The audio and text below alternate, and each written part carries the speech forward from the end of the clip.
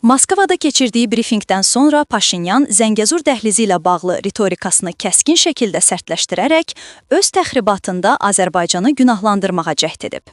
Turkistan.az məlumat verir ki, bunu sabiq Xarici İşlər Naziri politoloq Tofiq Zülfüqarov bildirib. Aydındır ki, Vladimir Putin ona Donald Trumpın layihəsi ilə bağlı nəsə etməyi qadağan edib. Ermənistanın Avropa Birliyinə üzvlüyü və Moskvadan uzaqlaşma ilə bağlı söhbətlər sadəcə maskalanmadı. Bu il mayın 9-undakı Moskva paradının fəxri qonağı sürgün olunmuş Kazak funksiyasını vicdanla yerinə yetirməyə davam edəcək. Paşinyan ancaq bu ərazidə sərhədin demarkasiyası və delimitasiyası ilə maraqlanır, politoloq vurğulayıb. Əlavə edək ki, Putinlə Paşinyanın görüşü 26 sentyabrda Moskvada baş tutmuşdu.